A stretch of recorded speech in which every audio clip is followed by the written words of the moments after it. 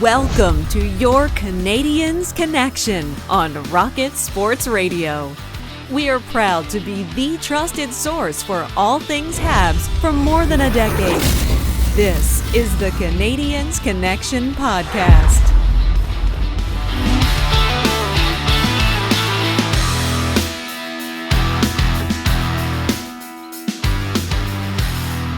Hello, everyone. Welcome to the Canadiens Connection Podcast here on Rocket Sports Radio, keeping you informed, engaged, and entertained. My name is Michael Spinella, and I'll be your host for the next hour. This is episode 250 of the Canadiens Connection Podcast, and I'm very pleased to be joined in the studio by my co-host, the editor of the Hockey News, Montreal, the founder and the president of Rocket Sports, Rick Stevens. How are you doing today, Rick? Doing great, Michael. Happy Canada Day to you. Happy Canada Day to our listeners. Yes, it's 250 episodes, the 250th episode of the Canadiens Connection. It's also July 1st is the start of our 6th season on the air, and we're very proud of that. And we also want to shout out to any Quebecers out there that are moving, because it is, as we all know, we have a tradition. July 1st is moving day. Yeah, hope everyone is staying dry out there. It's pretty stormy outside at the moment. But honestly, if you're not moving today and you're interested in curling up with a podcast and avoiding this thunderstorm, it's a great idea. We have plenty of things to talk about. And of course, Rick, we have a lot of different listeners reaching out to us over this past week, especially since we had the draft go down. We've got free agency coming up. But first here in segment 1, we'll get you up to date on everything that happened within the past week. In segment 2, we'll have our full draft breakdown. We'll analyze everything that went down and we'll let you get to know all the different players that we drafted. And then in segment 3, we'll turn it over to our listeners. We had plenty of listeners reach out to us. Rick, what's the best way for our listeners to reach out to us and let us know any of their thoughts? Well, they've been finding us a lot. We've got a ton of messages, social media. We have some emails. You can reach us at hello@rocketsportsmedia.com. And of course, we have the ever-popular Rocket Sports text line. That's at 5853-ROCKET, 5853-ROCKET, or if you need the numbers, it's 585-376-2538. Yeah, we also like when people reach out to us on our social medias, so make sure you give us a follow at Habs Connection on Twitter, Facebook, and Instagram, and you can also check out our website, canadiensconnection.fm. So, an interesting story to start this show. Carey Price was selected 5th overall in 2005 at that draft. That kind of ties into this week, as Montreal did have the 5th overall selection. And let's turn it over to Trevor Timmins to make the Carey Price selection here. The Montreal Canadiens are proud to select from the WHL Tri-City Americans goaltender Carey Price. This is a big leap. Oh, man, this is off the books. This is right off the reservation.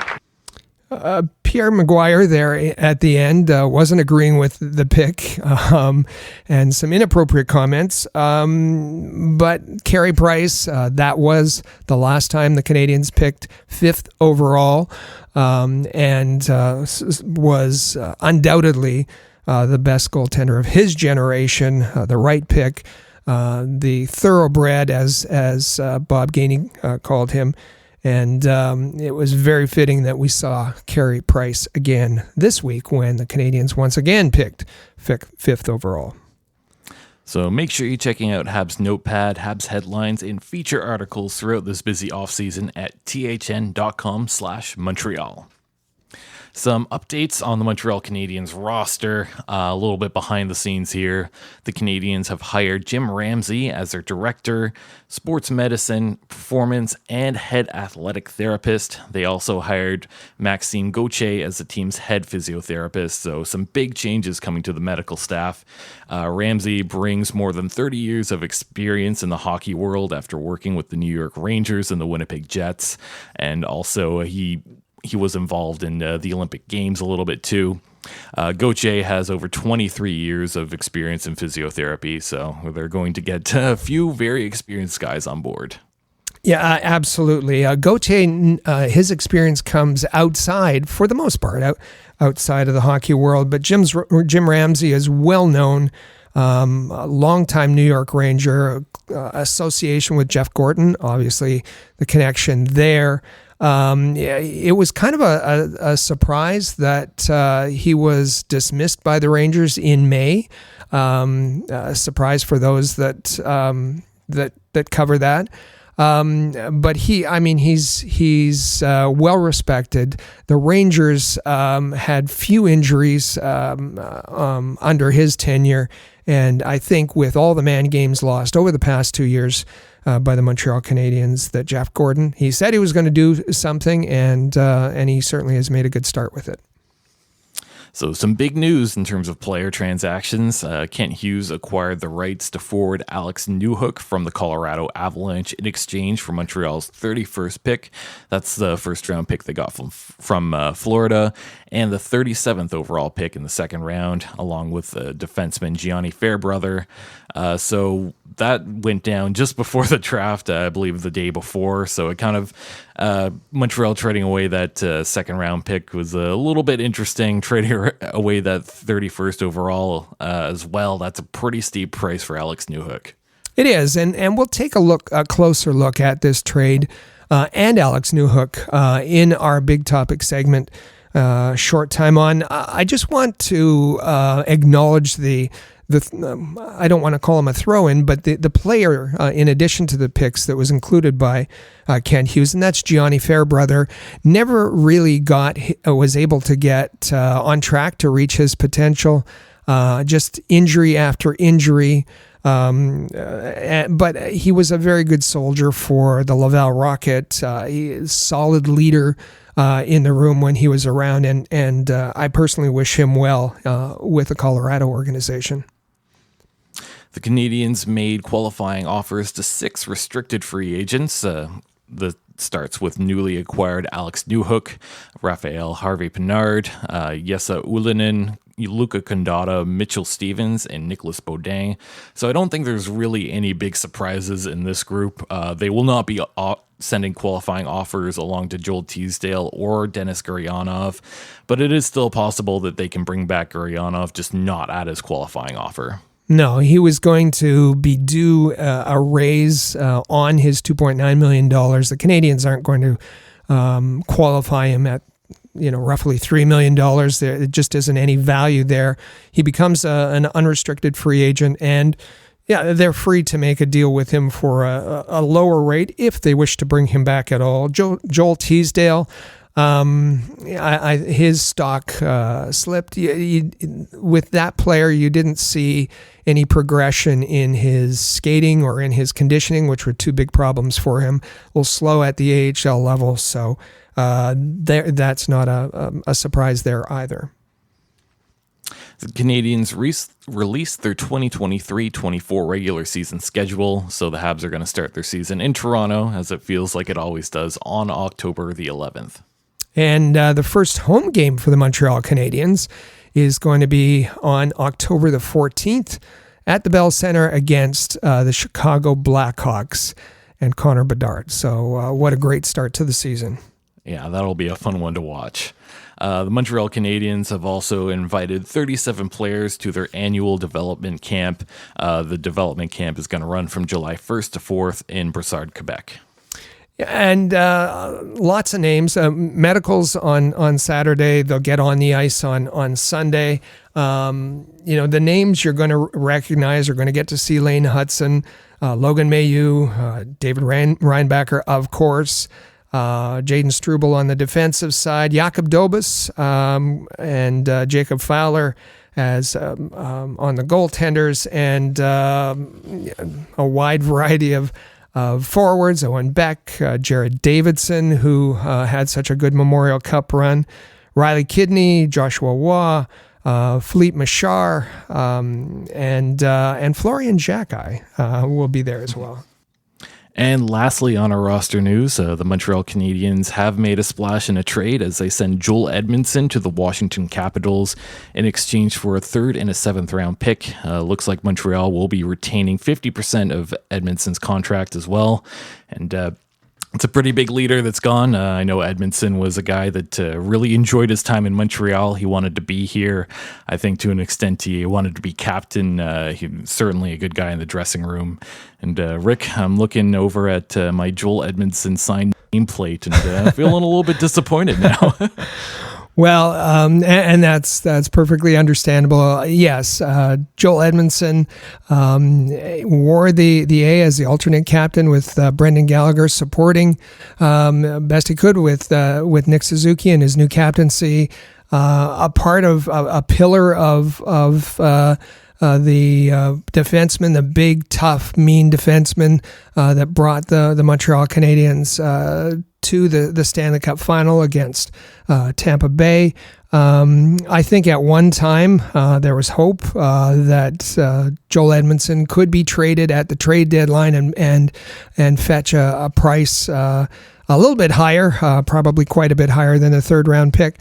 But that's where we are. He was injured at the last trade deadline and kind of handcuffed Kent Hughes. This is important for a couple of reasons. It's important that that Joel Edmundson is moved on, and that someone else is allowed to take on the leadership role in that locker room. The salary cap, although they keep half of his cap, so $1.75 million will still be part of that retained salary for next season, but it frees up some cap space. But most importantly, it frees up a spot on the blue line for the young talent that most deservedly has earned it, whether it be Caden Gooley or Jordan Harris. It's an important move for the Montreal Canadiens, and it adds to their prospect pool for 2024, which means they now have 2 third-round picks next season and 3 seventh-round picks. So certainly an opportunity to move up in the 7th round, I guess. But you know what? Joel Edmundson was always a player I liked. He was always a really big physical body on the back end, and really appreciated his contributions. So good trade for Montreal. I think that now was the right time to move on, and I think the Washington Capitals have a pretty good defenseman. So now I think it's a good time to get to our Habs prospect report. This edition of the Rocket Report is brought to you by AHL.Report, your premier source for the Laval Rocket, the AHL affiliate of the Montreal Canadiens. AHL.Report is a proud member of the Rocket Sports Media Network. So to start things off, Rick, I'm going to have you take a look at the NHL Draft 2023 breakdown by Amateur League. Well, we always like to look at the demographics of the draftees, particularly as we in our prospect section. 69 defensemen were taken, 63 centers, 26 goaltenders, lots of goaltenders taken. Canada leads the picks by birth country, and there's no surprise there at 86. The U.S., though, with 50 players, a good showing there. 19 Russians, despite all of the difficulties in bringing Russians over, 24 Swedes, 15 Finns, and 1 Austrian. The other demographic that we like to look at, as you mentioned, are the picks by Amateur League. And the OHL is the best junior league in the world. I'm not.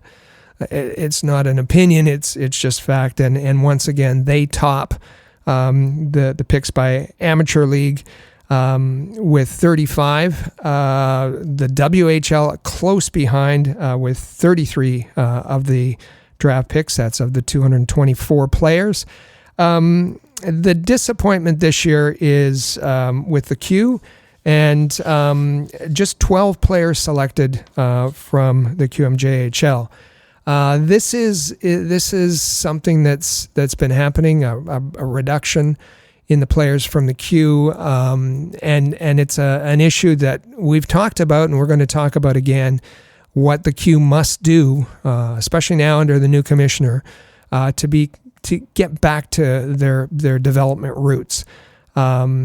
the fellow who follows this most closely with RDS is Stéphane Leroux, and he says that officially, statistically, this is the worst draft ever for the QMJHL. Just 12 players out of 224, and by his math, 5 of the players out of those 12 that were taken from the Q were Quebecers. Just 5 players. So this is an issue. Why? Well, it's an issue because the Q needs to be a strong league. It needs to be a development league. But also when it comes to lots of folks saying that the Canadiens should, number 1, draft more players from the Q, number 2, have in the lineup more Quebecers.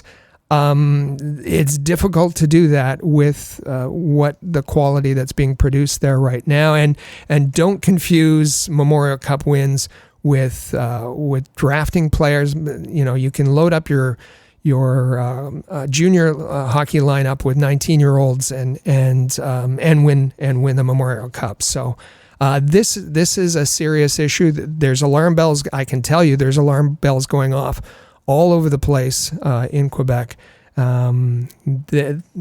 This was not a good result for the Q, and I think things are going to. This is going to get some attention so that this doesn't happen again. And for what seems like the first time ever, we have some news out of the National League in Switzerland. The Canadiens prospect Vinzenz Rohrer has signed a 2-year contract with the Zurich Lions. He spent last year with the 67s. A little bit surprised to see him heading to Europe, but I don't think this is too big a deal. No, this is great, and the Zurich Lions are. He has a long history with the Zurich Lions, not the club he's got, but his entire career. He's been associated with that brand. So going there and continuing his development with the Zurich Lions makes a lot of sense. Better there than let's say in Laval for now. An entry level contract will always trump whatever is in that 2-year contract with Zurich. So heading back to our roots a little bit with some AHL news, the Syracuse Crunch have announced the hiring of former Laval Rocket head coach Joel Bouchard. He spent 3 seasons coaching Laval, and I guess he waited for the right opportunity to go back behind the bench. Yeah, this is an interesting move. Benoit Gruel, one of the best AHL coaches, he's being given a position elsewhere in the Tampa Bay organization, and bringing in Joel Bouchard and his sidekick Daniel Jacob for the Syracuse Crunch. It's going to make. There's already a pretty stiff rivalry between Syracuse and Laval. I think this is going to ramp it up a little bit more. And we'd like to send a nice congratulations to Jan Mishak, who competed in the Spartan Trifecta. I believe that's what it's called. You can correct me if I'm wrong here, but he competed in that last weekend. And wow, what an athlete, isn't he? Incredible. This is just a brutal race. This one happened in Brno, Czechia. If you see the clips from it, it's obstacle course. It's everything. And he looked a bit tired and a bit dirty because it's a rugged race, but he's looks pretty proud of the medal he got for getting through that. And what a great way to extend his off-season training. So you can find all our content about Canadiens prospects at thn.com/Montreal. So, as you guys know, leading up to the NHL Draft of 2023, we used to do a little segment giving you all the newest updates on everything that related to the draft that Habs fans would be interested in. As the draft was held this past week, Rocket Sports was present. Mike Raschel was there with a few of our listeners and readers, being a bit of a host. We had Chris G there as well with his boots on the ground. I believe he was able to get behind the scenes as well. For those who tuned in to the THPN live draft party, you got to see me react to the Habs' 5th overall pick. And not to mention everyone else behind the scenes, like Rick Stevens, Amy Johnson, putting in a lot of work leading up to this draft. I hope everyone had an amazing week, and it must be nice to have, I guess, what I'm hoping is a few days in between here to relax a bit. Well, this was an incredible effort by a lot of members of the Rocket Sports team. Proud of them all. If you missed any of our content, if you go to thn.com/Montreal, that's the Hockey News Montreal, you'll see that we generated an awful lot of content that to keep you updated on what went down at this year's draft. And as you said, Chris was, we had him credentialed. He was behind the scenes and getting all the information and meeting the prospects and did a great job there. We had, as we have every year since 2009, we had provided tickets for a group of our fans and readers and listeners, and Mike shepherded them around and hosted them. And I thought you did a great job on the live stream. We had that covered on YouTube for the Hockey Podcast folks, and I think it was a busy week with the awards and the draft, and now free agency and development camps. But it just goes to show that, this is something we take very seriously, and we take our responsibility and our commitment to our readers and listeners very seriously to try and give them the best of information out there in all sorts of different forms. So congratulations to our team, and thank you to all of those folks out there who supported us during the draft. Yeah, and big congratulations to you as well, Rick. I know you put in a lot of work for this. You do this year after year, so I think it was a great job, well received by everybody. And for those who missed out, you can still find all our content and coverage on the draft, and you can check that out. Looking around the league, there was some notes and news. Starting things off, this one might disappoint some Habs fans out there, and this was buzzing the whole draft week as to whether or not this was going to happen. But the Winnipeg Jets have traded Pierre-Luc Dubois to the Los Angeles Kings in exchange for Alex Iafallo, Rasmus Kapari, Gabe Vilardi, and a second-round pick in 2024. That second-round pick is actually a pick that they acquired from Montreal, so they still get involved in that. Huge return for Pierre-Luc Dubois, a guy that wanted out of Winnipeg, or did not want to sign. The rumors were that it came down to the LA Kings and the Montreal Canadiens, but the Kings just had more of the right pieces to give away. Good job by Kevin Cheveldayoff, the GM of the Winnipeg Jets, being able to bring back a big haul here. And honestly, I'm kind of glad that this is over. I'm glad that this might be the last time we talk about this, at least for a while yet, no? Well, it's interesting that we know how Canadiens fans wanted to bring him in. I think it was unrealistic that he was going to come to Montreal for spare parts for a trade that involved Dvorak or Josh Anderson or Mia. That's silly talk. It wasn't going to happen, and nor was he going to come to Montreal for a hometown discount. He said that it would be he'd charge extra, and he was looking for $9 million for a team that was rebuilding. He went to LA at a little bit of a discount, 8.5 times 8. So, I think some fans were hoping that he would go to LA for a year and then be available via free agency. That's not going to happen. He's very happy, wanted the big market. He's got the big market in LA. And yes, last week we had Murat Atesh from The Athletic, who covers the Winnipeg Jets. That's episode 249 of the Canadiens Connection podcast. If you want to find out why Los Angeles was a better fit, we told you that they were last week. You want to listen to that episode. And we also talked with Murat. He said that Kevin Cheveldayoff had to win the trade for Pierre-Luc Dubois. And I think it's fair to say that he did. Yes, LA got the better player, but a terrific haul coming back for the Winnipeg Jets. And in all this, something poetic did happen here. Marc Bergevin finally gets his hands on one of the players he covets the most. So good job to Marc Bergevin. Absolutely. And one other thing just went down early this morning on Saturday, July the 1st. Mike Babcock is being introduced as the Columbus Blue Jackets head coach officially. I think that this is something that people have probably heard about happening for a while, but it did become official just today. And Columbus has quite a haul in the draft. He's going to have some pretty good players to work with, so we'll see how that goes. So we're going to take our first break here on the Canadiens Connection podcast. We'll hear a word from our sponsors, DraftKings, and then it's our big topic segment. We'll do a full breakdown of the draft that went down this past week. So stay with us. This is the Canadiens Connection podcast here on Rocket Sports Radio.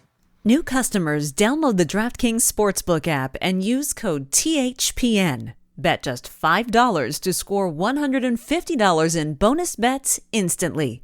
That's code THPN only at DraftKings Sportsbook. Gambling problem? Call 1-800-GAMBLER. In Massachusetts, call 800-327-5050 or visit gamblinghelplinema.org. In New York, call 877-8-HOPE-NY or text HOPE-NY 467-369. In Kansas, call 1-800-522-4700 on behalf of Boot Hill Casino and Resort, KS. In West Virginia, gambling problem? Call 1-800-GAMBLER or visit www.1800gambler.net. All games regulated by the West Virginia Lottery. Please play responsibly. In partnership with Hollywood Casinos at Charlestown Races. In Connecticut, help is available for problem gambling. Call 888-789-7777 or visit ccpg.org. 21 and over in most eligible states, but age varies by jurisdiction. See DraftKings.com/sportsbook for details and state-specific responsible gambling resources. Bonus bets expire 7 days after issuance. 1 boost per eligible game. Opt-in required. Max bet $50. 10-plus leg requisite for 100% boost. Eligibility, wagering, and deposit restrictions apply. Terms at sportsbook.draftkings.com/baseball terms.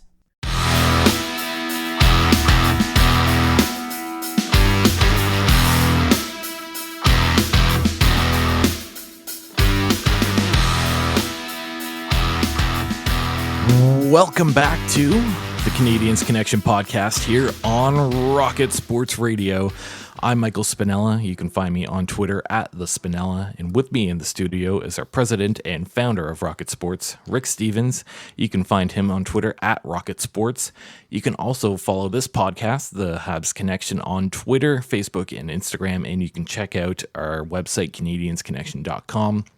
Also, just a little reminder here to hit that subscribe button on the Canadiens Connection podcast in the player or on your favorite podcasting app. And as we've said off the top of the show, the 2023 NHL Draft has completed. The Montreal Canadiens went in there with 11 picks within the top 40. They ended up trading 2 picks away, and you know what? Some of the moves and decisions they made over this past week, I think was mixed feelings all around. Let's start things off with the trade that they made, the 31st and the 37th overall pick for Alex Newhook of the Colorado Avalanche. Like we said, perhaps a bit of an overpay, but Rick, I'll get you to start analyzing this one. Yeah, we heard leading up to this trade, leading up to the draft, Jeff Gorton said it, Kent Hughes said it, they said it often, that they were going to try to replicate the Kirby Dach trade. They were really happy with the way that turned out, and why wouldn't they be?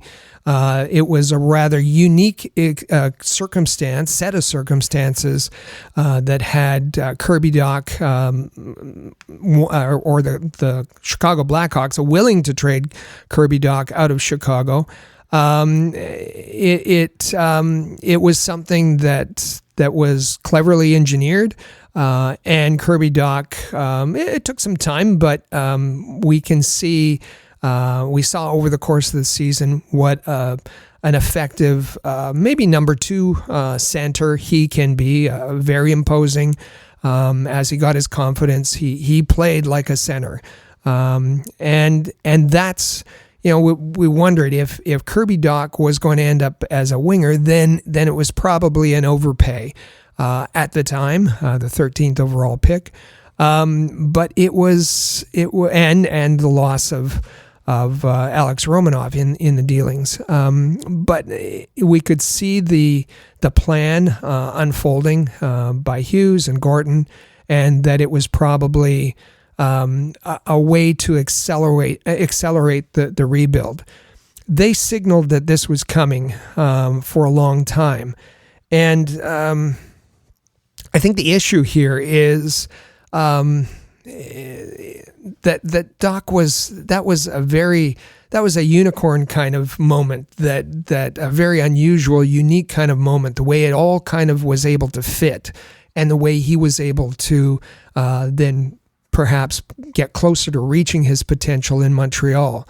The worry was that the Canadiens were going to chase a situation like that. And it's funny because I mentioned Alex Romanov a minute ago. It's almost like watching Alex Romanov play when he was with the Canadiens, especially when he was young, that when the unique set of circumstances happened, him in the right position, a speedy winger crossing the blue line, and a massive hit, that it was a beautiful thing to watch. What was pretty ugly was when Alex Romanov was chasing a hit, and he'd get a penalty, put himself out of position, and give up a goal. It was a train wreck. So I think that was the worry here, that the Canadiens were chasing a trade rather than kind of letting one happen. And with Alex Newhook, again, we're going to sit back, we're going to let this play out, we're going to see what happens. But the conditions aren't the same in this case. Alex Newhook was a first-round pick by Colorado in 2019. He was picked right between, it was Cole Caulfield, then Alex Newhook, then Peyton Krebs. Both of those players are dynamic, can be dynamic scorers. Alex Newhook not in that same category. He, in fact, has struggled in Colorado, and I know that it's easy to sit back and think, hey, Colorado's a winning team. Alex Newhook's a young player. He must have got shuffled down and didn't get an opportunity. That couldn't be further from the truth. Colorado had injuries to their top players. So there was a lot of opportunity for Alex Newhook, and he didn't grab it. According to the folks who cover the Colorado Avalanche on a regular basis, he was a disappointment that he, in the playoffs, he had between 7 to 9 minutes a game. When he was on the ice, he wasn't creating anything. And I'm told that, in fact, he was being shopped for the last year by the Colorado Avalanche. So this is, again, Marty St. Louis is going to be asked to use his magic wand in a reclamation project of Alex Newhook. This one is going to be a little bit more difficult, I believe. But we'll see how it all turns out.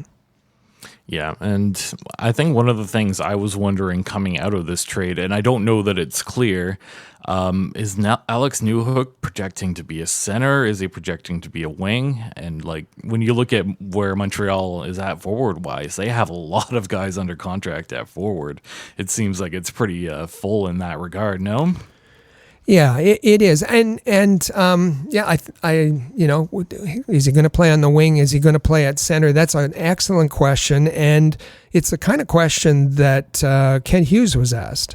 I don't want to put kind of a label. I think he's very versatile. So he brings a lot of speed to the lineup. He's not tall, but he's heavy. Can he play on the wing and bring pace to a complementary role in a top six? Can he be a third-line center? Can he be a second-line center? Like, those are all things that are to be determined. But we believe he has the potential to do more. So we don't know. and Kent Hughes doesn't know. Is he going to be a third line center or winger? Is he going to be a second line center or winger? We'll see. Again, you look at other players the Canadiens have. As he says, he's a smaller forward, stout but smaller. And is this going to put a block in place for a player like Sean Farrell, or one of the other wingers, Ullinen, Heineman? We don't know. It's a very interesting choice, and not only a very interesting choice, but a huge payment to make with a first round, a pick at the end of the first round, and an early second round pick. Yeah, I think what we were expecting is one of those picks would be used to pick a high-end goaltender or one of the best goaltenders available in the draft. So I think there was a little bit of disappointment when they traded both of those away and they were not able to capitalize on one of those top goaltenders like a Trey Augustine, Guyan, any of those guys that just seemed to be out of the question at that point as soon as they moved those two picks along. Alex Newhook, also a guy that Kent Hughes knows very, very well. Yeah. I believe a former client too.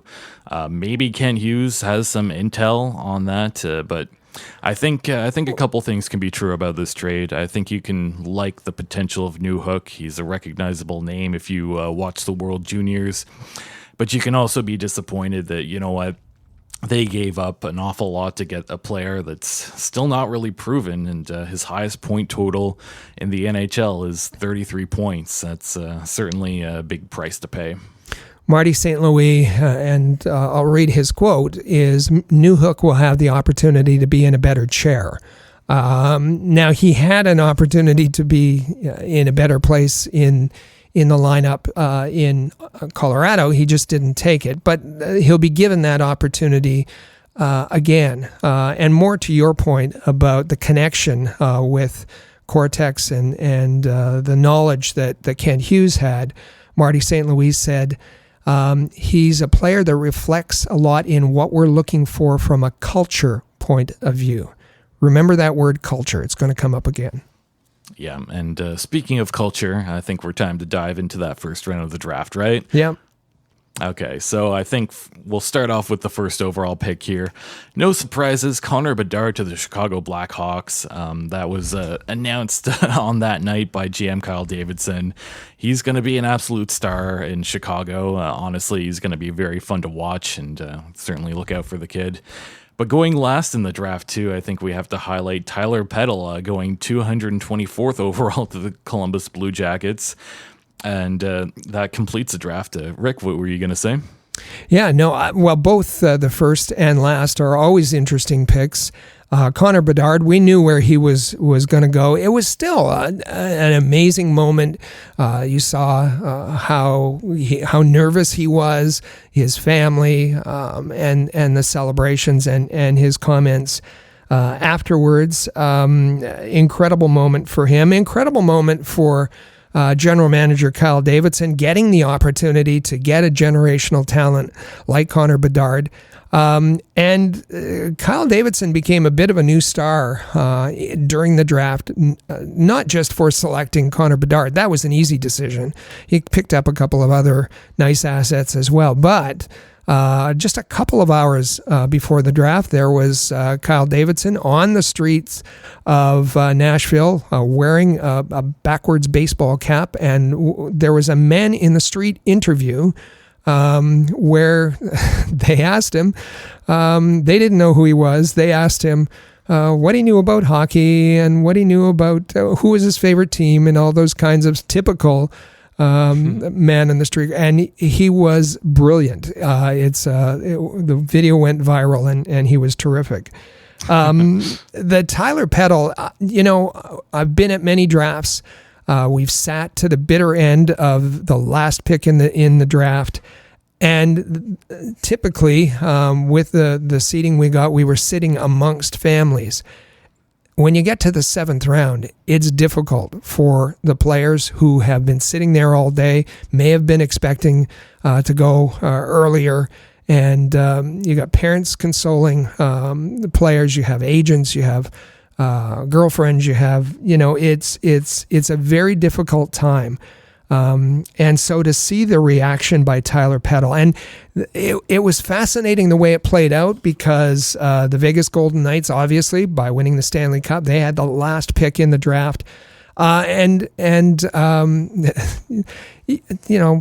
The teams wanting to get out, and Vegas takes a timeout, the last pick of the draft, and everybody's kind of rolling their eyes. But they made a trade with Columbus. They traded that last pick with Columbus for a 2024 NHL draft pick, and Columbus selected Tyler Peddle. And just the reaction, he said he was in complete shock. His father grabbed him, and he said it's the best moment of his life. He had 12 members of his family there at the Bridgestone Arena. What an absolute great moment for him and his family. And he's from the Q. He played in Drummondville, and he'll get a chance to go to camp now with Columbus. Yeah, absolutely a great moment, and honestly, no shortage of drama. And to an extent, I think that drama meant no trades in that first round. Yeah. And that's the first time since 2007 that happened. All the rumblings leading up to that first round, and then for no trades to go down was kind of crazy. Not even a pick swap moving up or down, nothing. Yet with the last pick of the draft, there was a trade. So interesting there for sure. And even in that top 10, I think a lot of people went into this draft feeling like, okay, Bedard number 1 makes sense. I felt like Fantilli was kind of the favorite at number 2. That didn't quite happen either. What ended up happening was Anaheim selecting Leo Carlsson with that number 2 pick, leaving Adam Fantilli wide open, number 3 for the Columbus Blue Jackets. So Mike Babcock's going to get very familiar with that player. And then the number 4 pick was the one that was really going to set the tone for the Montreal Canadiens. And with that number 4 pick, the San Jose Sharks select Will Smith. I think that was a favorite amongst a lot of Habs fans. This is a guy that had a relationship with Kent Hughes. He was not going to be available at number 5. Michkov still on the board. And what does Montreal do? Well, with the 5th overall pick, Montreal selects David Reinbacher, the right-hand D. That's the first D off the board. And honestly, I don't mind this pick too much. We'll get into some analysis a little bit later, but interesting too that right after David Reinbacher was selected, Arizona goes up and they select the second defenseman of the draft. So interesting that's how that goes. This was the first time since 1971-72 that the Canadiens had picks in the top 5 in 2 consecutive drafts. So, Rick, what can you tell us about your thoughts here? Well, I think, and I think that's a good point to mention. That's 50 years. And it's incredible to think that after some tough seasons over the years, that the Canadiens have never had in the past 50 years. Those kind have to endure those kind of seasons to see their team get 2 top 5 picks in consecutive years. That not happened since 71-72. So I think that, again, that sets the context for the mindset of Canadiens fans. Desperate for a star. Absolutely, and have been through the mill the last couple of years. And so they were desperate for a star. This was the best draft in a decade. As far as the top 40, one of the best drafts ever. We heard general manager after general manager saying that there was probably 8 or 9 blue chip picks in the top 10. And if you look back, so that's what Canadiens fans have in their mind, that this is a draft that's full of dynamic, offensively talented players. And when you look back 50 years to 1971 and 1972, who did they take in those 2 drafts the last time they had top 5 picks in consecutive drafts. Well, they took Guy Lafleur and Steve Shutt, superstars, Hall of Famers, players who could light up the Montreal Forum with their offensive talent. That's the setting that we're going into this draft with. Yeah, big shoes to fill. I don't know that we could have expected them to be able to do that again. But honestly, there was a ton of speculation leading up as to whether or not Montreal was going to want to move up or down. The rumor mill was swirling, and they decided to hold at 5, which I don't mind. I think the best move for them was to keep that 5 overall pick. But if we want to roll back the clock just a little bit, there was a Canadiens Connection episode 245, where we had Sam Cosentino interviewed to talk about the draft. And, well, the scenario here was Will Smith is off the board. Who should the Canadiens choose? And starting off, he gives his rationale for Ryan Leonard. Taking Michkov out of the equation, Smith probably ends up in the 4 hole, and so you're sitting there at 5 with a number of options. I'm a big Ryan Leonard fan. I've had him higher on my list, I think, than most people have had all year. I just love that he's able to play a more of a power game. His game is complete. He really shoots the puck well, so he's got that goal-scoring ability. He's got the tenacious compete level to his game. And so he's a guy that I really, really like.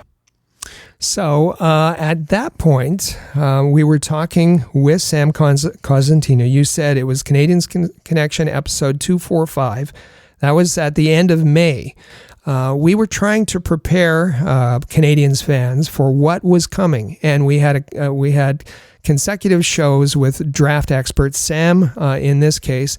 And you heard the sound a little different. Well, Sam was packing for an appearance in the States on the NHL network, so that's and was gracious enough to spend some time with us. But he was working out the scenarios in his mind at that point, with Michkov being on the table, and one of the options being none other than Ryan Leonard, who later on we heard Kent Hughes praise and categorized in the same breath as the Tkachuks. So that was for Sam. That was one of the scenarios that might play out. Here's the other one. Where I think things might change for Montreal is if you're looking at their decor and the way it is now. You've got some young guys coming there with Harris has really come a long way. Obviously, Caden Gooley, I think highly of him. You think about Arbor Jack guy, probably a 3rd pairing guy, maybe even a 7 guy moving forward here, and the eventuality that David Savard and Joel Edmundson will move on, maybe one of them as early as this summer. You want to think about restocking that part. So David Reinbacher, to me, all of a sudden enters the conversation at number 5, and the reason I say that is because I do believe there is a bit of a gap between the top 2 defensemen, Reinbacher and Axel Sandin Pellikka. I have Reinbacher ahead. That's changed for a lot of people now. But if you want that high-end defenseman, a right shot guy, again, added value, you're probably going to have to jump at 5 to get him. And so I think he enters the conversation. So I'd be looking at Smith if Michkov goes ahead in the top 4. I'd be looking at Ryan Leonard. It's a player I really, really like. I'd be looking at a guy like David Reinbacher if they want to address a defensive need. And again, probably not really a reach for Reinbacher to be selected at 5, but if you want that defenseman, that high-end guy, you probably have to jump there. So I know that we got a lot of comments, a lot of negative comments actually from Habs fans saying, you guys don't know what you're talking about. The Canadiens will never take a defenseman. They have enough. We're taking a dynamic forward. And I get it, but we're trying to prepare you with draft experts, and you see there that Sam laid it out perfectly, and that was a month ago. I was hearing that they were very high. The Montreal Canadiens organization was very high on David Reinbacher, and tried to mention that at every turn. And you hear that Sam mentioned, why you would take Reinbacher. Maybe a reach, but you have to, if you want that right-hand defenseman, you'd have to take him at that point because somebody else might take him. Fascinating that Sam laid it out perfectly. If Michkov is still on the table, the Canadiens would let him go and focus on Ryan Leonard and David Reinbacher. And Sam, even as we told you earlier in the podcast, even forecasted that Joel Edmundson would be maybe moving on as early as this summer, and of course he's done that to Washington. So a lot of things there, a lot of information. We tried to bring it to you and present it to you and prepare you. Still, some Canadiens fans were shocked when it actually happened. Yeah, I think it's fair to say that there was a definite mixed reaction, especially in that scenario where Michkov was still on the table. I think a lot of people, like myself, were hoping that Montreal might take a crack at Matvei Michkov. It didn't quite happen, and actually last week, Rick, you said something that ended up becoming very true on Canadiens Connection episode 249. You talked about what your prediction was that Montreal would do with that number 5 pick if Matvei Michkov was still available. If the Will Smith is gone, if they pass on Michkov, then the names that we hear attached to the Montreal Canadiens the most are David Reinbacher and Ryan Leonard. Ryan Leonard was referenced by Kent Hughes, talked about him in the same vein as the Tkachuks and the kind of player that he is, the physical player, the compete level that he has. I really feel that David Reinbacher is still, there are scouts and Jeff Gorton who are probably pushing for David Reinbacher just as the most complete defenseman and the most NHL-ready defenseman in the draft, a right-handed defenseman, and those being so hard to get. I think there's going to be a debate, and probably right up into the end, a debate between Reinbacher and Ryan Leonard. My thought is that the folks that are pushing Reinbacher are going to win out. And they did. Of course, that clip was from last week's show, episode 249, as you said, and that's the information that we were getting, both reading the tea leaves and from some of the sources that we've been able to cultivate. That Reinbacher, it was his pick to lose, and that's the direction they were going in. I know we received all kinds of texts and posts to our social media that we're off the mark. We could go for the hits. We could do. We're just trying to be honest and let you know what we know. And as it turned out, that's exactly the way that the draft played out. I find it very fascinating listening back to your quote, listening back to Sam Cosentino, and just living through this past week and realizing that was right on the nail. All of that is exactly how it went. So absolutely incredible from both of you. Great predictions. Well, it's and we try not to speculate, and we differentiate with what we'd like to see happen with what we're told is going to happen, and there's a difference there. Yeah. So as I kind of mentioned a few times here, on day one of the draft, the Canadiens did receive some offers for pick number 5. There was a lot of speculation. Are they moving up? Are they moving down? What's going on here? Kent Hughes said that they received as much as 5 offers for pick number 5. And one of the things that was being reported, at least by Kevin Weeks, was that the Predators were trying hard to get that number 5 pick. And their goaltender prospect, Yaroslav Askarov, was on the table potentially. Yeah, that's Nashville was trying to make a splash, we're told, because it was they were at home. They wanted to be in that top 5 for their fans. Also, David Poile's last draft, after being the only general manager of the Nashville Predators. Barry Trotz coming in, wanting to make a splash. The Askarov thing is odd. I know members of that organization that would not have been happy if it went through.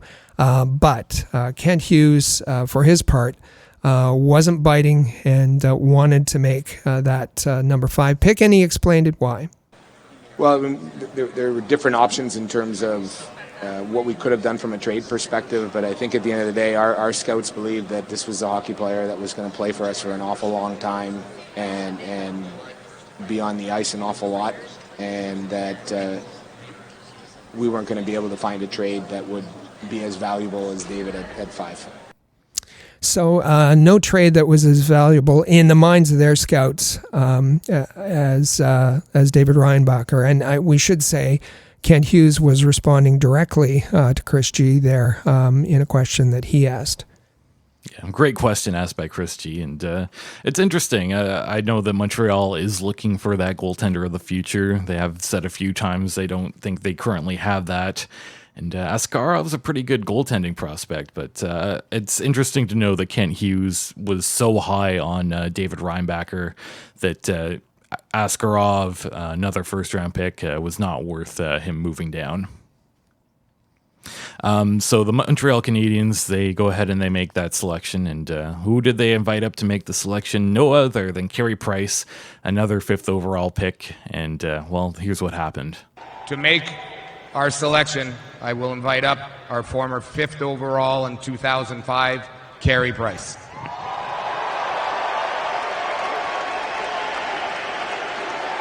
Bonsoir. Le Canadiens de Montréal are proud to select David. Yeah.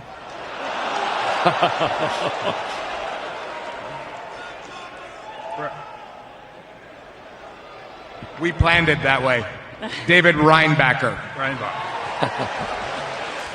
So Carey Price was good-natured about it. He apologized to Reinbacher, and it made the kind of a light moment there. There's some who are wanting to jump on Carey. You can't blame Carey in that situation. We know the names of the prospects. The team knows the names of the prospects. Players, they don't know. They don't know the names of the prospects. So if in that Bridgestone Arena, Carey Price, Kent Hughes whispers in his ear the name of the pick, and then he blanks on it when they get up. But that I would much rather have seen the Canadiens print out a card, hand him a card, give him a card to read from. I should say another goaltender, Pekka Rinne, same thing happened to him, and Pekka had an IFB in his ear. He had the control room telling him, but he blanked on the pick when Nashville came time to pick. But I don't blame the goaltenders. It was a moment that's going to I think only live even stronger in the memory of the fans and certainly the Reinbacher family. Yeah, I don't think David Reinbacher ended up minding too much. Lots of other things going through his mind. I'm sure there was a little bit of confusion amongst other Davids that might have been there with the big pause after Carey Price says David. But nice that Kent Hughes stepped in for the save and took care of that and got rid of all the confusion. We actually have some audio coming from Thomas Vanek, and Reinbacher is the highest selected Austrian player since Thomas Vanek, so here's a nice little message. David, congratulations on being drafted in the first round. It's always special and great to see a fellow Austrian being selected that high. Good job, all the best. Really nice moment, and you could see that David Reinbacher was very touched by the message. Yeah, and David Reinbacher, how was he feeling about this? Yeah, it's an incredible feeling. Still can't believe it. It's a really huge honor for me to put on such great cause from a great organization. So, yeah, I don't know. I can't describe the feeling. He was at a loss for words. He was very humbled by the experience, and yeah, he said he was really appreciates putting on the colors, is what he said, of such a great organization like the Montreal Canadiens. Yeah, seems like a really good and mature player. I've enjoyed listening to his availability so far, and looking forward to hearing more from him. One more audio clip coming from Kent Hughes, and he's talking about Reinbacher's ceiling as a player. Is his ceiling? Probably a D2. I'm not sure he's going to run a first power play in the National Hockey League. I mean, I'm not big on putting numbers to players, be D1, D2. You know, there's a power play defenseman in the NHL. Is he your number one, or is somebody that's, you know, shutting the play down on one end and launching the attack on the other end? So I think he has the potential to be to log very significant minutes for our team. So I think they're not even considering him that number one defenseman, that mobile, puck-moving defenseman who is going to quarterback the power play. If you've got that in your mind, that you think that David Reinbacher is going to be, you're going to be disappointed. Yes, he skates well, he's big, he defends well, he can move the puck, but he's not going to be quarterbacking your power play, at least not according to Kent Hughes. That's not his skill. And looking at he said a D2. I've seen lots of scouts say maybe a D3 as well. So a very effective, efficient type of defenseman who's going to be either on your top pairing or your second pairing. And I believe we have some info on Stefan Robidas and his thoughts on the Reinbacher pick. Well, I just thought it was interesting that he got so involved and made, from what we hear, a very impassioned plea the night before the draft for the Canadiens to select David Reinbacher. And he did a video presentation from his perspective, breaking down some video about Reinbacher. And if the coach, the assistant coach who looks after the defenseman is advocating, then maybe that's a good thing. I think that it's interesting that he was presenting video. Now they said there was they weren't satisfied with only having video on another player, but we won't get into that. So you might be wondering what was going on internally. Nick Bobrov spoke in regard to the pick. Did he pick the best player available, and what went into that? Yeah, I think all the discussion beforehand, and this goes back to the Combine, and even before, Kent Hughes was asked, what's your criteria? And he said, the best player available. We're not going to pick by position. We're not going to use those factors. It's going to be the best player available. But we told you that they can manipulate that. They can manipulate it in different ways to characterize their pick as the best player available.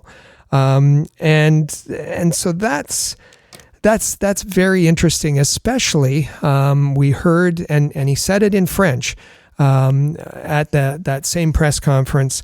We heard Kent Hughes saying that if Reinbacher was a left shot defenseman, they probably would have cooled on him.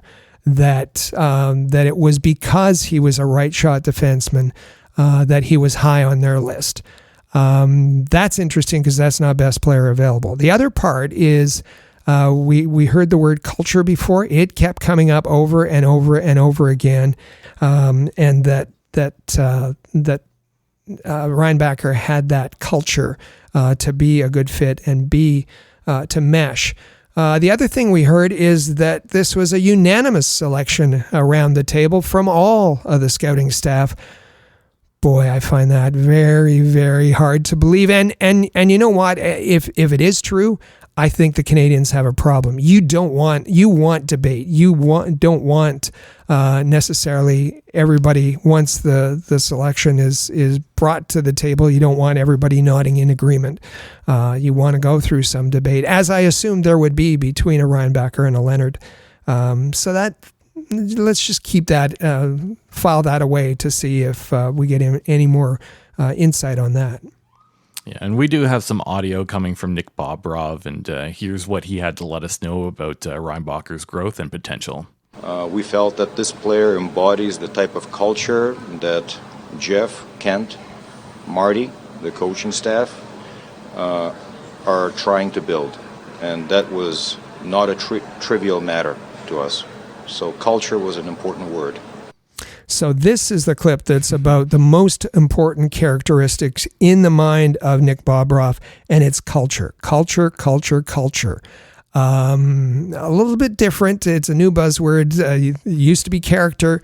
Now it's culture. And that's apparently what they saw. That was the common thread throughout all of the picks that they made, the 9 picks that they made in the draft, but particularly talked about the culture with respect to Reinbacher.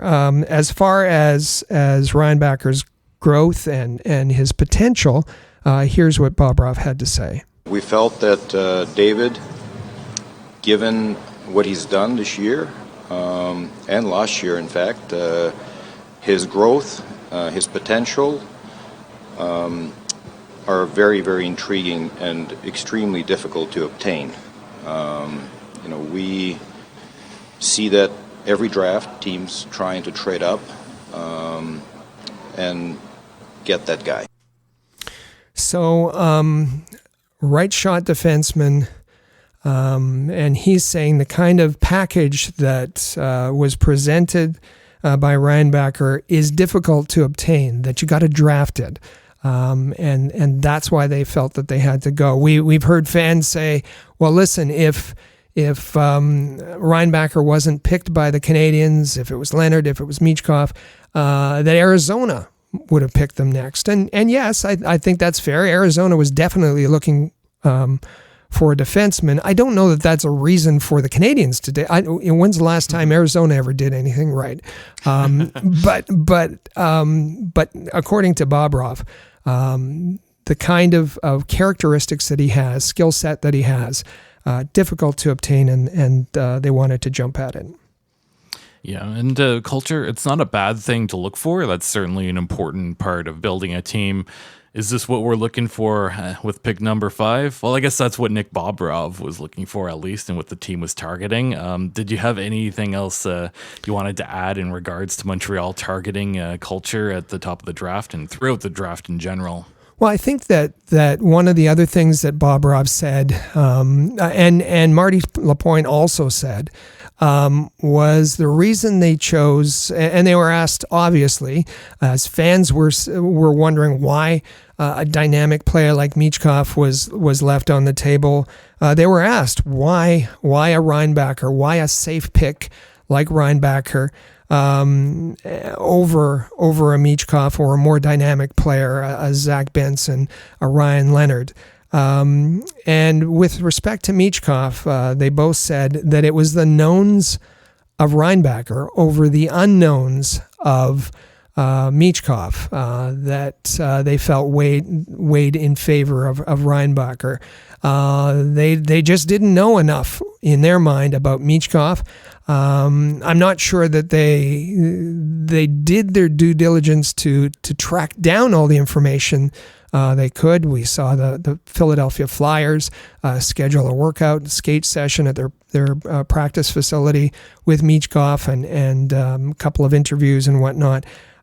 So there were opportunities for the Canadiens to gather more. They chose not to. So I think that in their mind, Michkov was out of their plans kind of early on. So you mentioned before culture being kind of a buzzword. Well, what about this for a buzzword? 3 key elements that are missing from the Canadiens. We get to hear from Jeff Gordon about that. And I think just to set this up, this was done before this was a quote before the 2022 draft. So looking at the Canadiens, what are the 3 key elements that are missing from the Montreal Canadiens organization? I think that, as you look at our team, I think it's pretty clear we could use an offensive defenseman. We could run our power play. An elite kind of guy that could eat a lot of minutes, could be a power play guy. That's something we need. Our goaltending issue, someone's going to have to step to the forefront and be a guy. whether we have them internally or we have to go to the outside. We got to, the best teams have the best goalies, right? There's not a lot of secrets anymore there. And then, I think, just adding to the depth and the toughness of our team, right? We could be, as we move along, we're going to want to be a harder team to play against. So the hardest guys are to find the skilled ones with that grit and that toughness. With that grit and that toughness, the hardest guys to find are the ones who have skill with some grit and toughness, obviously. And in another interview, he talked about the Tkachuks as well. So the three elements that were missing to review were an offensive, mobile, modern puck-moving defenseman, an elite defenseman who would be the number one, who would quarterback your top power play. With all due respect to David Reinbacher, he's not that player. And I think we heard Kent Hughes say he's not that player. Kent Hughes said he's going to be a very good defenseman, not elite, not a number one, not a power play quarterback. Goaltending, the Canadiens had an opportunity to do something about that. They had an opportunity to parlay some of those picks, probably an early second round pick, into maybe a goaltender. There wasn't a clear-cut number one kind of goaltender in this draft, but maybe they could have done something there. The third element to me is really interesting. And in Gorton's mind, he said, this is the hardest player to find. This is the hardest player to draft. High-skilled, dynamic, grit, a scorer who has punch and toughness to him. The hardest to find. The Canadiens had that in their lap with respect to Ryan Leonard. And it's interesting. They're looking for a defenseman, and who would be an elite number one defenseman, manage the power play. They got almost that. They're looking at a scoring, gritty forward. Last year, they got almost that. Slavkovsky, I think it's fair to say he's not a physical player. He's a big player, but it isn't part of his game to use his size in that way that you see a Tkachuk or others use. So the Canadiens got partway there, but not quite. Yeah, and honestly, I think you had mentioned this just beforehand, but there is an interesting question. If you switch things around between these past two drafts, would the Montreal Canadiens be better off? What was it that you were asking me just before we were recording? Well, I came up with a theory this week afterwards, and hearing the Gorton, replaying it in my mind and seeing what transpired. And I just wondered if you go back last year and the Canadiens pick a defenseman instead of a forward, and they pick an offensive defenseman who could quarterback a power play, a David Jiricek. If they pick David Jiricek, we also know Simon Nemec went second overall. Jiricek went to Columbus at the 6th overall pick, I believe. What if they picked their defenseman last year? They could get exactly what Gorton was talking about.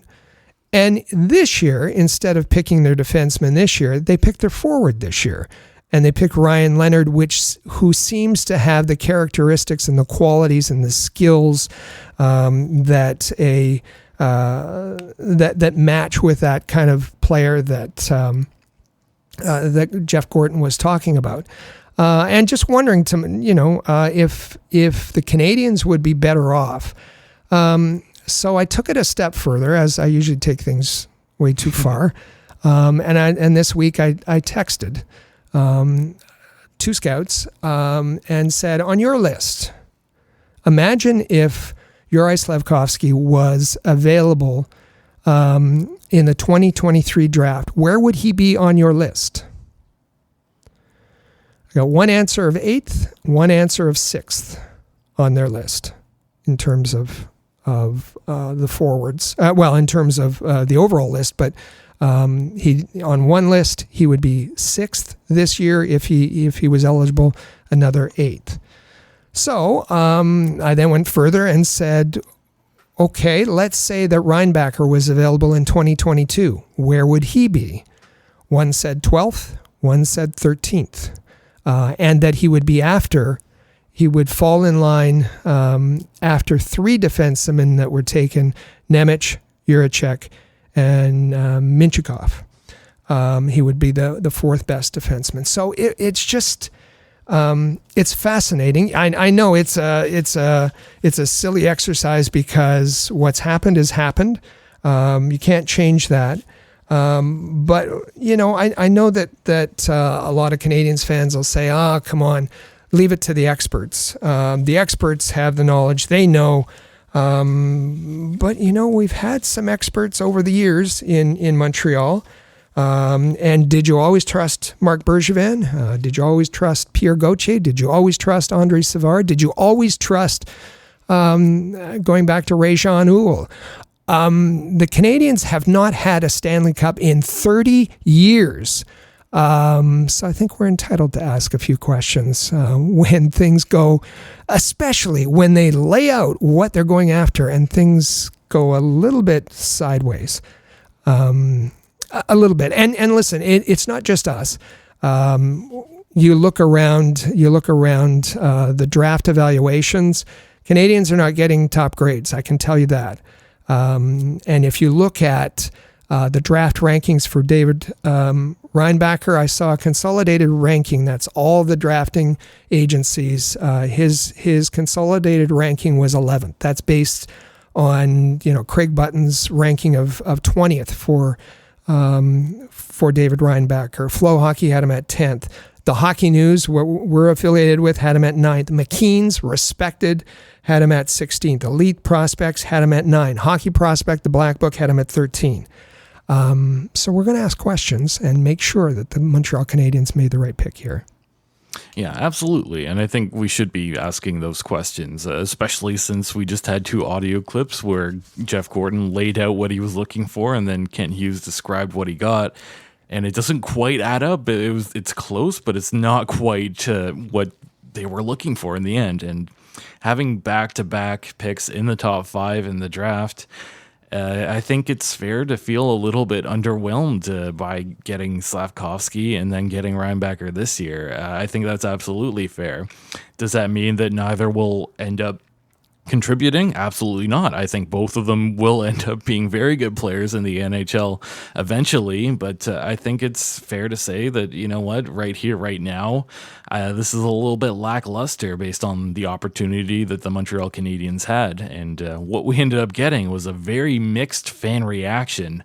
Like you said, some saying, trust the system, they have all the resources, and others saying, especially this year, there was a lot of forward talent available and some guys that, Montreal has come out and said that they are looking for, and they skipped over that to fill what seems like a need. Let's, you mentioned fan reaction. Let's quickly, I don't want to spend too much time on it, dismiss all the nutty things that are being, as usual, Twitter isn't real life. Trust me, it isn't. Yeah. The nutty things that are being said on Twitter, that David Reinbacher has heard about the reaction by Habs fans, and that I saw one a meme graphic. He will not ever sign a contract in Montreal. Another one, he will never play a game in Montreal. Just nonsense. Actually, I think one of them was put out by, when I looked, and I didn't spend too much time on it, by a Leafs fan. So all of this stuff, yes, we're not attacking the player. David Reinbacher is going to be a very good NHLer. Is he going to be at the awards table picking up Norris's? Likely not. He's not going to be elite when you think about an elite Norris winning defenseman, but he's going to be a very good player, and he's going to be a very safe pick. There's probably a very small distance between his floor and his ceiling. He's going to be what we think he's going to be in this case, and a very solid addition to the Montreal Canadiens. Just not the superstar that Montreal Canadiens have been waiting for 50 years. Yeah, I think that's very fair on your end. So with that being said, are we ready to get into gear for day 2 of the draft? Sure. So, like we said, Montreal, no pick in round 2, as they included that in the trade for Alex Newhook. So a lot of the high-end goaltenders not available, but with their 3rd round pick, the next pick they ended up having after the David Reinbacher pick, they go with a goaltender. They go with Jacob Fowler. He's committed to Boston College next year. A bit of an up-and-down season with Youngstown Phantoms. But I think he'll be very popular in Montreal with the fans and the media, as he does have some family ties with Montreal, eh? He does. He has connections. He said his grandfather, in a second marriage, married a French-Canadian woman, and that brought his dad up. His aunt graduated from McGill, I believe, and he also has some family in Quebec City. So he does have some Montreal connections. I thought he had a good year with Youngstown in the USHL. Now it's the USHL, it's not NCAA, but he looked pretty good there. He's got that. He's very quiet in the net, hybrid style. He tracks the puck well. Excellent rebound control. He moves pretty well. He plays really deep in his net, so the Canadiens goalie coach will like that. And just his ability to track the puck is his best characteristic. On the downside, he doesn't handle the puck well, so don't expect a Carey Price or anything close to it. I'd say his skating is one of his weaknesses, and to be a top-notch goaltender, you have to have excellent skating. You have to be able to explode in your movements, your lateral movements.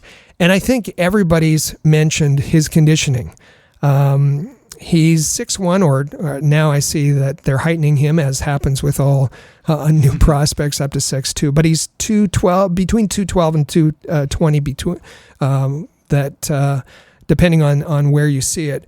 Marty Lapointe was asked about this because conditioning has been a criticism of him, that doesn't like the weight room and that sort of thing. Marty said he's going to slim down.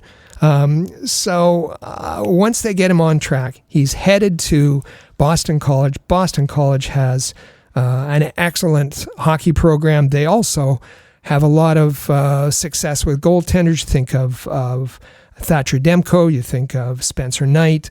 Corey Schneider went there. This is going to be very, very good for Jacob Fowler. He's brash, he's bold, he's cocky, he's arrogant. He's a goaltender. He is a goaltender. And he also put out one of my favorite quotes of the draft, and he was asked, what style of goaltender is he? I play a pretty simple game. I'm not a guy that overmoves or is laying on his back, flopping around. I like to be on my feet, and I think my game's nothing sexy. I just stop the puck. Nothing sexy. I just stop the puck. Perfect quote. Love it. He's a quote machine. We could have played all the clips today. I could have amassed a dozen Jacob Fowler quotes. He's a delight to interview. But you did manage to squeeze in one more, and he was asked, is it tough to be a goaltender in Montreal? I want it to be. I think as a competitor, I don't want it to be easy. I think I want the bright lights. I want the big stage, and I said earlier, I think pressure's a privilege. So the more pressure it is, I think it just means that you just got to go out and perform your best. He just spins the quotes. I like the big stage. I like the bright lights. Fans are going to enjoy this guy. Yeah, so it sounds like he likes the challenge, and I'm all for it. Certainly good qualities to have for a goaltender. So yeah. I think the Jacob Fowler pick, I actually like this pick quite a bit, and nice to get a goaltender. Yeah, I said that my number one target was Carson Bjarnason. Played in Brandon, played on not a great team, and he did well. I think he went to the Flyers. But I think Jacob Fowler was rated number 5 by Central Scouting for North American goaltenders. And where the Canadiens got him was a really good value pick, I think. But their next pick, I think this is one for the headlines, pick 101 overall, and they select Florian Xhekaj. That's right, you recognize that last name. He's the brother of Arber, although he is a left winger. He's 6'2". He spent last year with the Bulldogs. Maybe cut from the same cloth as his brother, getting 76 penalty minutes, including 7 fighting majors. I don't particularly stand by the belief that there are reaches in the draft, but Rick, do you think this one was maybe a reach for the headlines? This was all heart, no head. This was ridiculous. Nobody was taking Florian Xhekaj. He wasn't ranked on many of the draft lists. He wasn't going to be taken. This is his second year in the draft. This is his draft year plus one. And I thoroughly understand, the story that it created. We saw his mom post the pillows that a neighbor made with their names on it, Florian and Arber with Canadiens pattern. It's a terrific story. And one that you can complete if you take him in the 7th round.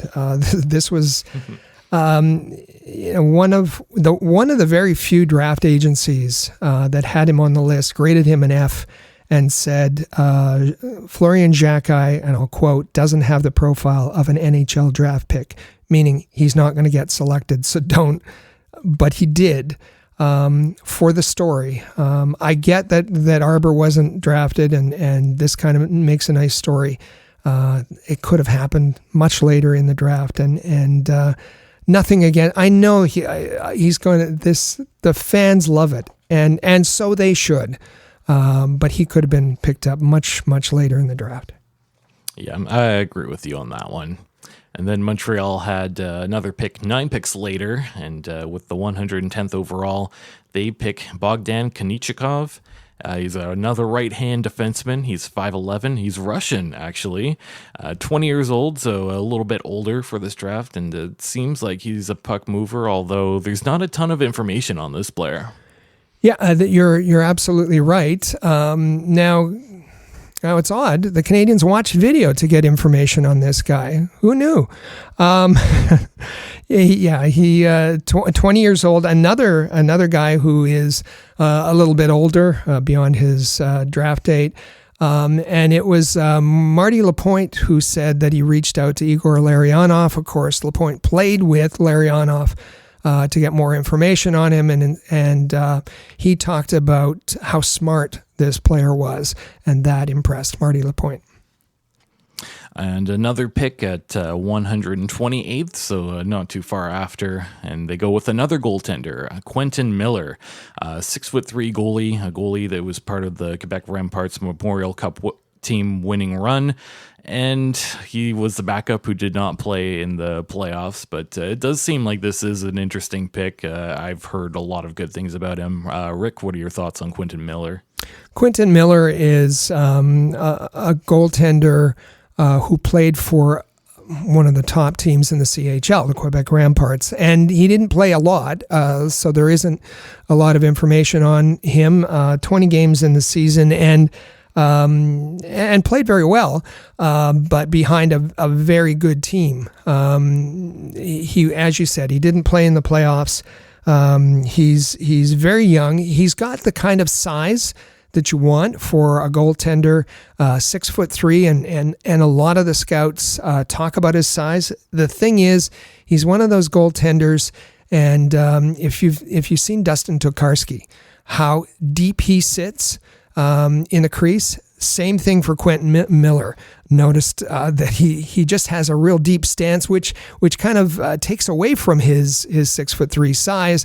That'll get worked out. I'm sure that somebody will talk to him about that, because they say he's very smart. He's adaptable. He'll listen. He learns well. He's looking to get better. Someone who I rely on for my a lot of information about goaltenders is Vincent Riondo, former Montreal Canadiens goaltender. He's a goalie scout. He's a Russian scout with the Montreal Canadiens, and Vincent Riondo loves this guy, thinks he has lots of potential. So if he's good enough for Vinny, he's good enough for me. And that brings us to pick 133 overall. And Montreal goes with a left winger, Sam Harris. He's 5'11", 19 years old, committed to the University of Denver next season. Played in the USHL, the Sioux Falls Stampede last year. He was their top scorer, and I think that was pretty easy because they were the worst offensive team in the USHL. But going to the University of Denver is one of those great programs in the NCAA, and he's not big, but he's very physical. He's going to have to work on his skating. He's going to have to work on his speed, his agility. But this is an interesting pick as well. And then pick 144. It seems like all these later round picks are very close together, actually. But they go with another goaltender, a third goaltender in this draft. He's 6'3". He's 18 years old. It's Evgeny Volkin. Like I said, the third goaltender they drafted in this one, and another Russian with not a whole lot of info that I was able to find. Volkin, again, the Canadiens followed him by video. How did they do that? Can't do that for... Well, anyway, the third goalie, and Marty Lapointe said, we saw the goalies going off the board. We wanted to make sure that we had quantity. If they couldn't get a goalie in the top round, they wanted to get a lot of them. Again, this is someone, I said that Vinny Riondo was... their goalie scout, but also the Russian scout. So this is someone that Vinny Riondo had his eye on. Again, this is a long-term project, and could be an interesting one. And with the 165th overall pick, they go with a 6-foot center named Philip Eriksson. He had a taste of the SHL last season, didn't put up any points in just a couple of games, but he will be getting another shot at it next season. Not a lot of information on Philippe Eriksson because he didn't play a lot. He was injured all season, just played 2 games. And so this is a player, again, they talked about his hockey IQ, how smart he was on the ice. He's a playmaker. If you get down to Brassard, you might see him as part of the development camp. And with Montreal's final pick in the draft, 197th overall, they select Luke Mittelstadt. He's a left-hand D. He's 5'11", brother to Casey Mittelstadt of the Buffalo Sabres. Luke is 20, and he's going to be going to the University of Minnesota next season. He's been there for the last couple of years. This is his last season of eligibility with the University of Minnesota. You know that I watch a lot of University of Minnesota hockey. Luke Mittelstadt, this is 2 years beyond his draft year. And every year I say, why didn't Luke Mittelstadt get drafted? Other scouts are saying that as well. He's got some things to work on, but he's an offensive defenseman. You'll see him. He gets a steady dose, or at least he did last year, of second unit power play reps. He had 21 points in 38 games last year. Again, this is a puzzle. Why he's gone through the draft a few times, but I think this is a really nice ad and taking a chance on an older player. And thus concludes all the draft picks for Montreal in the year 2023. An interesting class.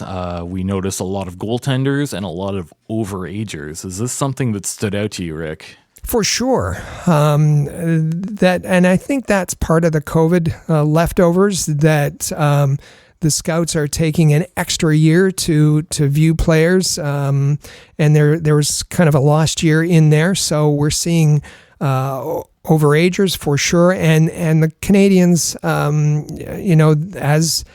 as Jeff Gorton said, they have a goaltending issue. They're looking for a goaltender. They're looking to make something happen. Not many in the system. They added a bunch, and I think that's a good move. Yeah, so you can never have enough goaltenders. I'm always a little bit surprised when a team takes more than one in a draft, but hey, you know what? You go for 3, and it seems like good guys to bet on at least. But you heard all of our analysis, and we're interested to hear what our listeners think about this draft. So our Canadiens Connection question of the week is, with Bedard, Carlson, Fantilli, and Smith already gone, who would you have selected at pick number 5? We want to hear from you. And Rick, before we go into our final break, is there anything else that you wanted to add? I think it was just a terrific week. The Canadiens had a lot of draft capital. They used most of it, and they used 2 of those picks to accelerate the rebuild. And we're going to have the opportunity to almost immediately next year evaluate some of those moves, and then beyond that, in a more long-term approach. So it's time to take our final break here, and make sure you're staying with us. This is Canadiens Connection podcast here on Rocket Sports Radio. The Canadiens Connection is proud to be a partner of Rocket Sports Media, digital media publishers of sports and entertainment websites. Their mission is to build a worldwide network of sports fans who are informed, engaged, entertained, and connected. Learn more about RSM, its team, and its portfolio of brands at rocketsportsmedia.com. I bet you enjoy sporting your best Habs jerseys, dressing up your kids and pets in the cutest Habs gear, and showing off your decked-out hockey cave or fanning.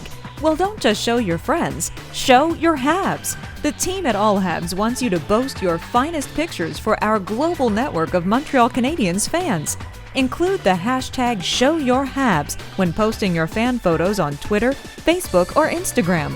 Then log on to showyourhabs.com to see your entries, along with photos and posts from Habs fans all over the world. A proud member of the Rocket Sports Media Network.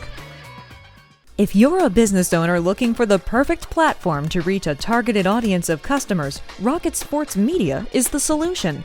Our global hockey community provides unmatched social media reach to an attentive demographic of sports and entertainment fans. We can provide visibility to your company, helping you to engage and leverage this prime group of potential clientele. In addition, we also offer sponsorship opportunities for fan events and featured areas of website content, giving you name and logo recognition.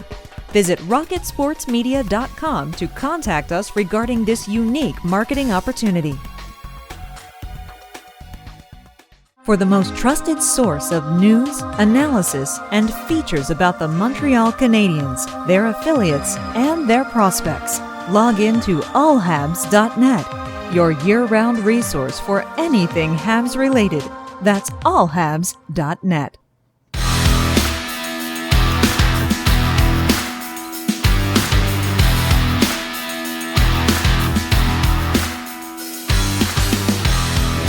Welcome back to episode 250 of the Canadiens Connection podcast here on Rocket Sports Radio. Please make sure you're following at Habs Connection on Twitter, Facebook, and Instagram, and check out the website canadiensconnection.fm. Also, feel free to text us anytime via the Rocket Sports text line, 5853-ROCKET. That's 5853-ROCKET.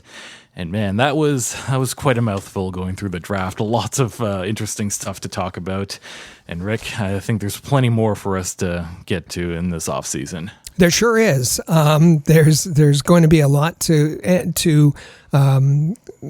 think over and to report to you. And so we're going to be here every single week of the off season. We've appreciated all of the new listeners we've had over the last month. I think you've really appreciated our draft coverage, the guests that we've had, bringing in some experts to give you the information that apparently not many others have had. So we plan to continue to do that over the summer.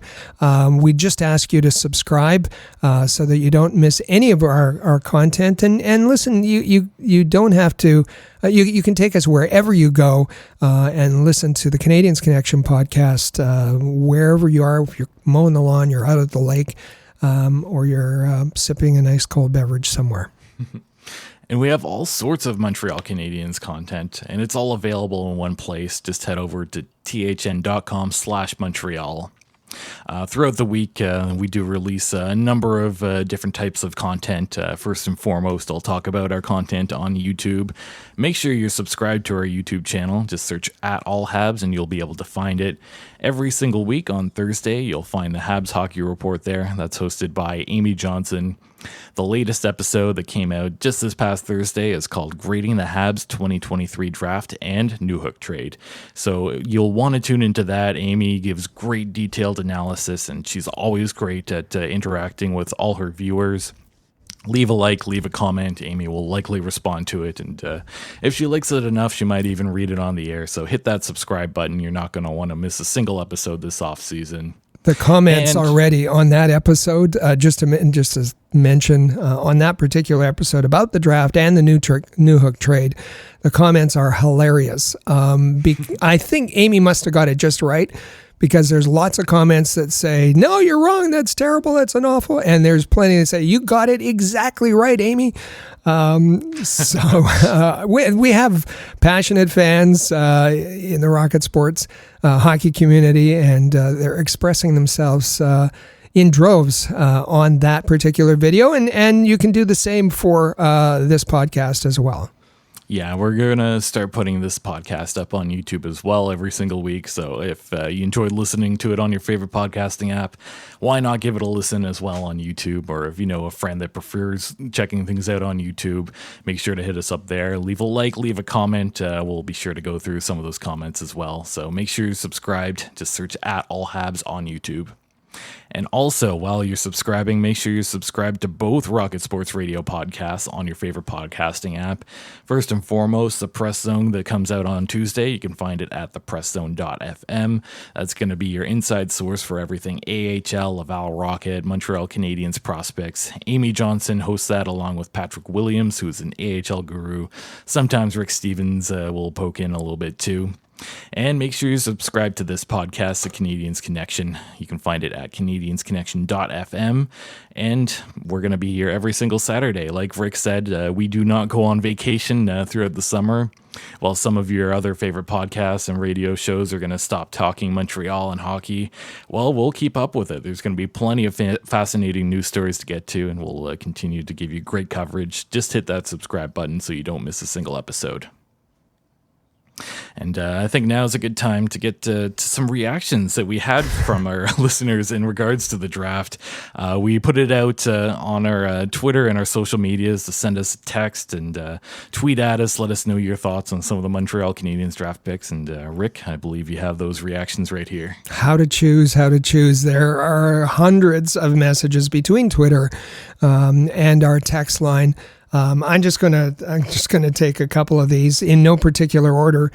Stephen Lee says, today I'm a little disappointed in the pick. I'm sure he'll be a great defenseman and we're short on righties, but Michkov was right there. Niarkos says, that was a bad pick at 5. Trade back if you wanted him. Again, they don't pick the best player available. They pick out of need. I think that's a fair statement, the picking out of need. Bishaw says, I'm sure I'll be in the minority, but I'm fine with this pick. Not my preferred option, but it should solidify and balance out their D. If he reaches his ceilings, fans will come around. Yeah, I think that's fair. Marc-Andre Gagnon says, I love everything I've read about this guy. He's got the perfect attitude to become a great, dependable player. Always looking to improve, and he shows he has what it takes to get there. I'm editing grammar on the fly here. We'll have a very solid player, and he'll help put great culture in the organization. So he's right on board with Bobrov, talking about his attitude and his contribution to culture. Johnny Boy says, awful pick. This is an awful pick. The Canadiens are already stacked in Ds. We need forwards, and they should have picked Ryan Leonard.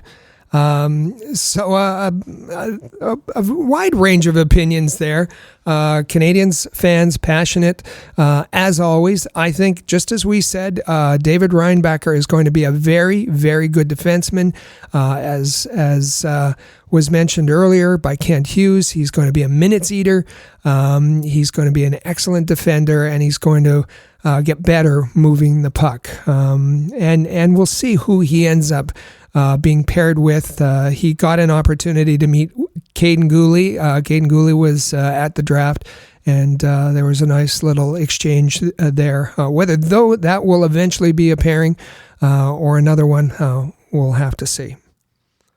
So we always appreciate hearing from our listeners. Once again, feel free to text us anytime on the Rocket Sports text line, 5853-ROCKET, and you can just reply to any one of our tweets with any comment that you have to let us know. So busy weekend, busy week up ahead. Today, on July 1st, as we're recording, it's Canada Day. So happy Canada Day to all of our listeners up here in the north. And to the south on July 1st, we say happy Independence Day. July 4th for those folks. But yeah. Yes, absolutely. Happy Canada Day and happy Independence Day. And free agent frenzy is going to continue along on this Saturday, July 1st as well. I'm sure plenty of signings will go down within the next few days. And of course, Canadiens development camp, it's going to start on the ice on Sunday, so look out for that in Brassard.